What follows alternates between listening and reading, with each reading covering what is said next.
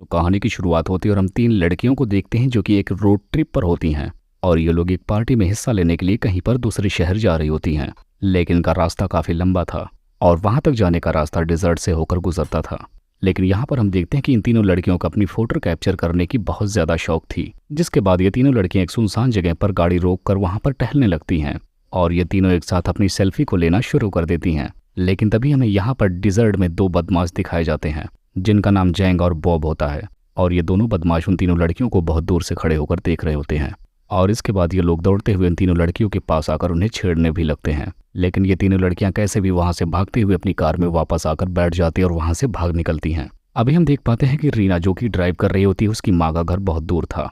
अब यहीं डिजर्ट में काफ़ी ज़्यादा लेट हो जाने की वजह से ये तीनों लड़कियां यहीं डिजर्ट में ही अपना रात बिताने का फैसला करती हैं, जिसके बाद ये तीनों लड़कियां पहाड़ी की ऊंचाइयों पर एक कैंप लगाती हैं और वहीं पर रात बिताने के लिए सो जाती हैं। अब इसके बाद हम देखते हैं कि सुबह हो जाती है, जिसके बाद तीनों लड़कियां अपने कैंप से बाहर आती हैं। लेकिन तभी इनके पास से गुजरने के किसी कार की आवाज़ आती है और इनमें से एक लड़की अपनी गन लेकर उस तरफ जाने लगती है। लेकिन जब तक ये तीनों लड़कियां उस कार का पीछे करती वो कार वहां से निकल जाती है।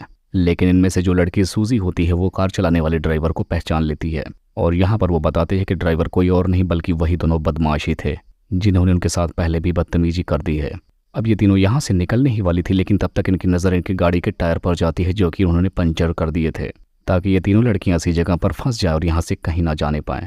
और यहाँ पर अब इन तीनों लड़कियों की कोई हेल्प करने वाला भी नहीं था और जगह पर मोबाइल का नेटवर्क भी नहीं था। यहाँ पर सबसे ज़्यादा परेशान लीना थी क्योंकि उसकी अगले ही हफ्ते शादी होने वाली थी। जिसके बाद अब ये तीनों लड़कियां फिर से वापस अपने कैंप पर आ जाती हैं और यहाँ पर कैट अपनी गन को वहीं कार के पास भूल जाती है।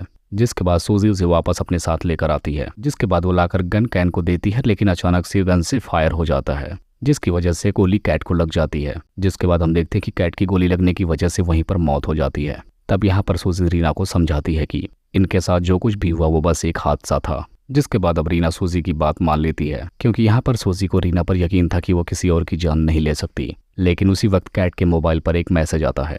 तब रीना उसका फ़ोन उठाकर मैसेज पढ़ने लगती है। कैट के फ़ोन पर उसके मंगेतर का मैसेज था और उस मैसेज में लिखा था कि रीना से बचकर रहना, उसे हमारे रिश्ते के बारे में पता नहीं लगना चाहिए। ये मैसेज पढ़कर दोनों लड़कियां समझ जाती हैं कैट और रिची का अफेयर चल रहा था। तब यहाँ पर सूजी रीना को समझाने लगती है इसके बारे में हम किसी को नहीं बताएंगे और अगर हम पुलिस को इस बारे में बताएंगे तो हम खुद फंस जाएंगे। अब अगले सीन में हम देखते हैं कि ये दोनों लड़कियां कैट की डेड बॉडी को ले जाकर एक गड्ढा खोदकर उसमें दफना देती हैं। अब जैसे ही ये दोनों अपनी फ्रेंड की बॉडी को दफना कर आगे बढ़ने लगती हैं, वैसे ही वो दोनों बदमाश वहां पर फिर से उनके सामने आ जाते हैं और यहाँ पर इन दोनों बदमाशों ने उन्हें डेड बॉडी को दफन करते हुए देख लिया था। अब इसके जरिए वो दोनों इन दोनों लड़कियों को ब्लैकमेल करने लगते हैं और उन लड़कियों के साथ फिजिकल होना चाहते हैं। तभी हम देखते हैं कि बॉब रीना के बालों में हाथ डालकर उसे साइड में लेकर जाने लगता है। यहाँ पर सूजी रीना को छोड़ने के लिए कहने लगती है, लेकिन फिर भी बॉब उसे नहीं छोड़ता। जिसके बाद अब सूजी बॉब पर गोली चला देती है, जिसके बाद अब गोली बॉब को लगती है और बॉब वहीं पर मारा जाता है।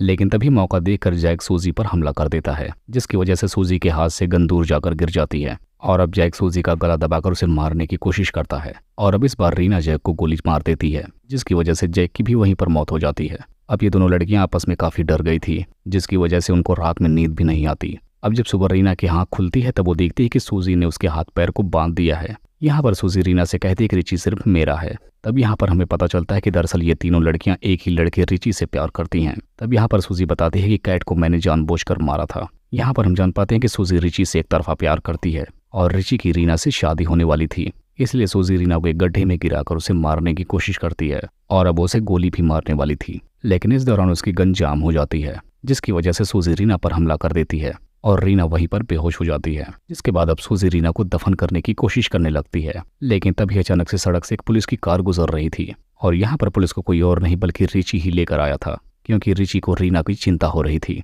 क्योंकि रीना को 2 दिन पहले ही घर पहुंच जाना चाहिए था। अब ना ही तो वो घर पहुंची थी, ना ही उसका फोन में नेटवर्क आ रहा था। इसी वजह से रिची पुलिस की हेल्प लेकर उस जगह पर पहुंचने लगता है और जल्द ही उन्हें रास्ते में रीना की कार मिल भी जाती है। तब यहाँ पर रिची अपनी तीनों लड़कियों का नाम लेकर उन्हें पुकारता है। तब सूजी उसकी आवाज़ सुनने के बाद फौरन रिची के पास दौड़ती हुई आती है और यहाँ पर पुलिस को झूठा बयान देती है। यहाँ पर वो बताते हैं कि रीना और कैट रात में बाहर गए थे, लेकिन वो लोग अभी तक वापस नहीं आए। अब रीना का बयान लेने के बाद पुलिस वहाँ से वापस जाने का फैसला करती है, जिसके बाद अब पुलिस वापस जाने लगती है। लेकिन तभी अचानक से रीना को होश आ जाता है और वो पुलिस की गाड़ी को वहाँ से जाते देख गन पाकर वहाँ से फायर करती है और उसकी फायरिंग की आवाज़ को पुलिस सुन भी लेती है और रीना को वहां पर खड़े हुए देख लेती है। तब यहाँ पर रीना पुलिस को सच्चा बयान देती है और यहाँ पर वो साफ बताती है कि सूजी ने कैट को भी मार दिया और वो मुझे भी मार डाल चुकी थी, लेकिन मैं कैसे भी बच निकली हूँ। अब इसके फौरन बाद पुलिस सूजी को गिरफ्तार कर लेती है और इसके बाद हम देखते हैं कि रीना और रिची दोनों घर की तरफ निकल जाते हैं। तभी रास्ते में एक पेट्रोल पंप पड़ता है जहां पर रीना फ्रेश होने के लिए जाती है, लेकिन जब वो वापस आती है तो रिची उसे बेहोश मिलता है। दरअसल रीना ने ही रिची की पानी में बेहोशी की दवा मिलाई थी क्योंकि वो रीना को चीट कर रहा था। जिसके बाद अब रीना रिची के दाएं हाथ की नस काट देती है ताकि सबको लगे कि उसने आत्महत्या कर ली है। अब इसके बाद रीना पुलिस को फोन करके बोल भी देती है कि रिची ने सुसाइड कर लिया है। और इसी को दिखाते हुए इस मूवी का यहीं पर एंड हो जाता है।